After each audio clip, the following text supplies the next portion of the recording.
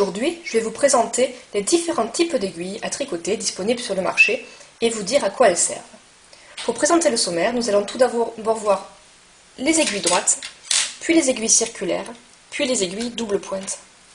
Ensuite, nous verrons la moitié des aiguilles, les aiguilles en plastique, les aiguilles en métal, les aiguilles en bois et enfin les aiguilles en bambou. Nous parlerons ensuite des différentes marques d'aiguilles et enfin je vous parlerai des aiguilles que j'utilise le plus. Tout d'abord, je vais vous présenter les aiguilles les plus connues que l'on trouve plus facilement sur le marché. Ce sont les aiguilles droites.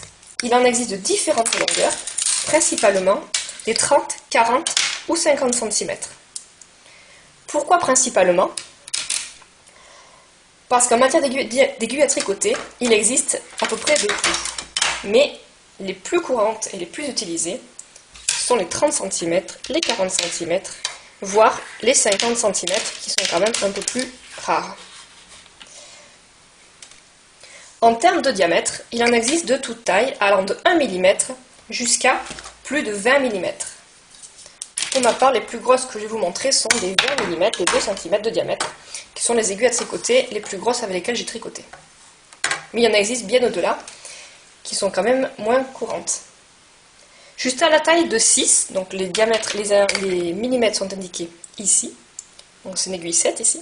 Jusqu'à la taille de 6 mm, les aiguilles vont le plus généralement de 0,5 en 0,5. Donc on va trouver des 2 mm, des 2,5 mm, des 3 mm, etc., etc. À partir de 7, on trouve plus couramment des aiguilles de 7, puis de 8, puis de 9, puis de 10, etc., etc. Et après 11, 12, 13, 15, 20, à peu près. Donc, avant la taille de 6, les grosseurs sont vraiment très déclinées. À partir de 6 mm, on compte de 1 en 1. Donc, il nous retrouvera rarement des 7,5 mm ou des 8,5 mm. Encore une fois, je pars en thèmes généraux, parce qu'en termes d'aiguilles, tout existe, mais le reste est plus rare, et vous ne les retrouverez quasiment jamais dans les modèles. Pour quel modèle servent ces aiguilles droites? On s'en sert pour tous les modèles qui ont des coutures, comme les pulls, les chaussons de bébé, la layette, quasiment pour tout projet en fait. Mais il faut savoir qu'elles ne sont pas indispensables car qu'aujourd'hui, avec les aiguilles circulaires, dont on va parler maintenant, certaines et certains ne tricotent plus qu'avec ces dernières, même pour les modèles préconisant des aiguilles droites. Et je vais vous dire tout de suite comment elles font. Les aiguilles circulaires, on le voit en poupe. Ce sont des aiguilles courtes auxquelles sont reliés un câble, comme ceci. Donc ici, nous avons l'aiguille en elle-même, qui est dure, et le câble. Alors, il faut savoir qu'ici, nous pouvons mettre, alors dans mon cas ici, nous avons une petite vis pour pouvoir mettre la deuxième aiguille pour tricoter en circulaire. Elles sont plus ou moins longues, il en existe de deux types.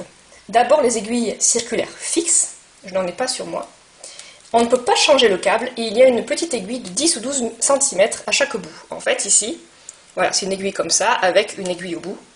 Et on ne peut pas, qui est fixe, on ne peut pas changer. Elles ne sont pas interchangeables. Et donc, il existe, donc, à contrario, les aiguilles circulaires interchangeables. Ce sont des aiguilles qui se fixent par vis ou clip. Donc, comme ici, mon aiguille, elle se fixe par vis. Voilà. Et autrement, il existe aussi qui se fixe par câble, par clip. Pardon. On peut donc changer le câble en fonction de la longueur du câble voulu, puisqu'il y a plusieurs longueurs de câble.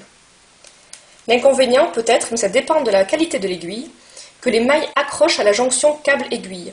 Le gros avantage, c'est que l'on a besoin de moins de matériel, puisque tout est interchangeable. Le choix de l'une ou de l'autre est une question de goût. Le diamètre des aiguilles fixes et circulaires sont les mêmes. Il va donc d'à peu près de 1 à 20 mm. Comme vous pouvez le voir, ici, ce sont toutes mes aiguilles circulaires.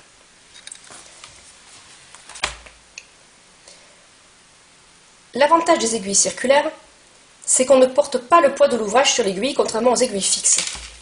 Puisqu'avec une aiguille fixe, quand on tricote, tout est sur l'aiguille. Avec l'aiguille circulaire, tout l'ouvrage sera sur le câble, et donc ça sera beaucoup moins lourd à tricoter, surtout pour les gros ouvrages. Tout le poids sera sur les genoux. C'est en grande partie pour cela que de nombreuses triconautes ne tricotent plus qu'avec ça. D'autres contrats ne les aiment pas, car elles aiment bloquer l'aiguille droite sous leurs bras. Elles tricotent un peu comme ça, mettant l'aiguille sous les bras. Ce qui est impossible avec des aiguilles circulaires. Là encore, c'est une question d'habitude et de goût. Autre avantage, ça prend moins de place que d'avoir deux ou trois jeux d'aiguilles droites. Pour la longueur de câble, il en existe de 20, 40, 60, 80, 100 cm. En gros, il y a 20 cm d'écart entre chaque câble. Sachant que pour la longueur, quand vous indiquez un câble dans une longueur de câble, ça va de la pointe de l'aiguille jusqu'à la pointe de l'autre côté de l'aiguille. Ce n'est pas uniquement le câble. Que tricote-t-on avec des aiguilles circulaires? Eh bien, on peut tout tricoter. Et c'est là encore un autre point fort. On peut tricoter des ouvrages tubulaires. On peut aussi tricoter des ouvrages globalement qui sont prévus sans couture comme les chaussettes. Et on peut, c'est encore un point de plus positif pour celles qui n'aiment pas les coutures. Et on peut tricoter comme avec des aiguilles droites en mettant un embout de chaque côté du câble comme ici. Si je mets ici un petit embout, j'ai deux câbles de la même longueur, un embout, deux aiguilles identiques et on peut tricoter comme si on avait des aiguilles droites, comme celle-là.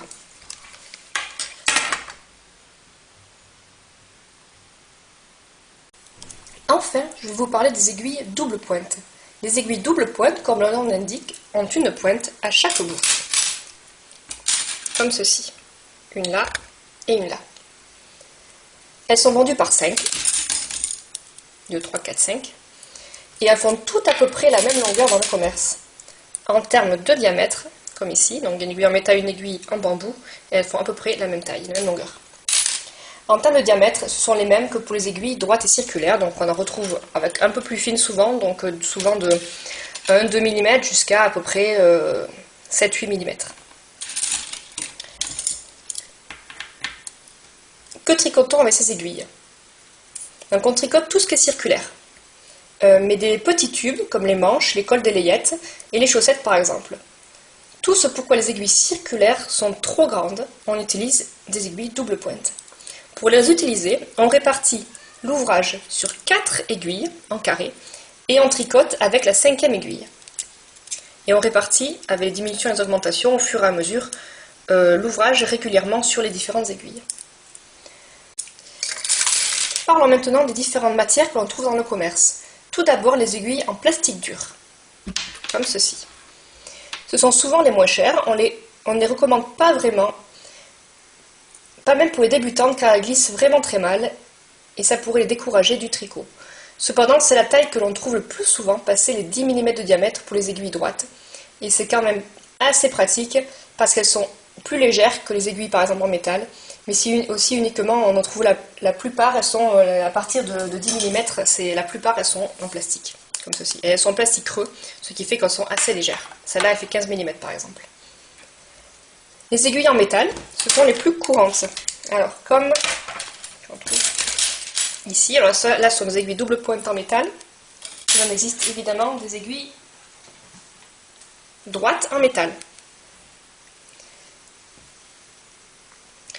Elles ont un prix abordable, mais elles sont très glissantes et les débutantes perdent souvent leur maille avec les aiguilles en métal. Elles ont un toucher métallique et sont très costauds.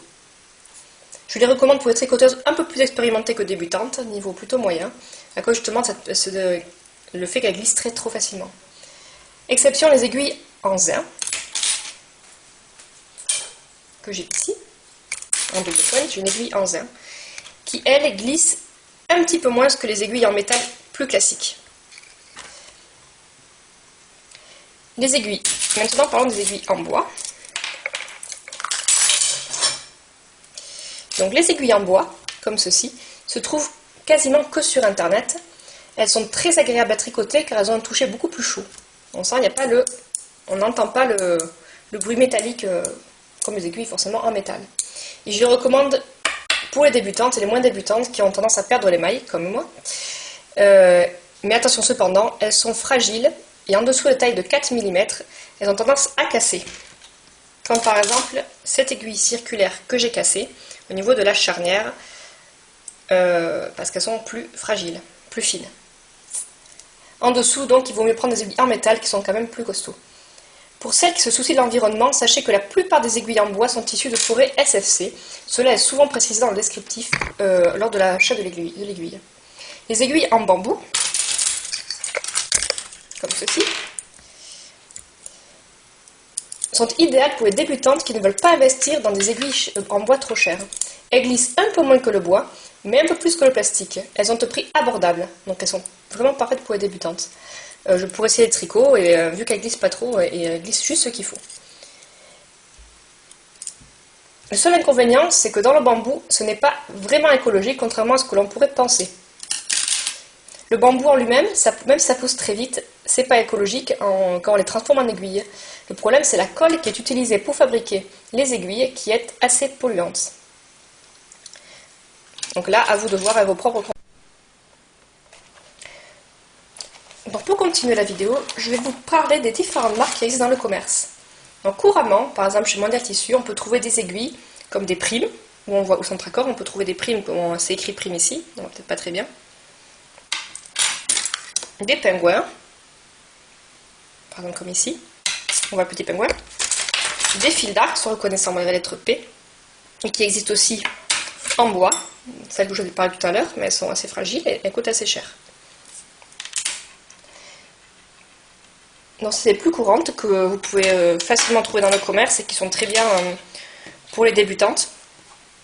Et il existe aussi des aiguilles en bambou qu'on trouve maintenant de plus couramment, qui sont aussi très bien. Donc les fils d'arc, vous les trouverez uniquement à 40 cm de longueur. Elles n'existent pas en 30. Donc elles sont un petit peu longues, elles ne sont pas forcément couramment utilisées, elles sont un petit peu longues. Moi, à titre personnel, je les adore, mais elles sont très fragiles. Il faut savoir qu'aussi Fil d'Art fait aussi des aiguilles circulaires en bois, uniquement, moi je les ai trouvées que sur internet. Et il faut savoir qu'elles sont compatibles donc avec les Knick Pro que je vais vous parler tout de suite. Avec ces aiguilles-là.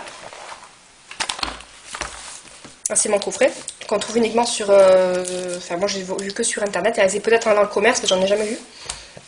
Donc ce sont toutes mes aiguilles circulaires, donc...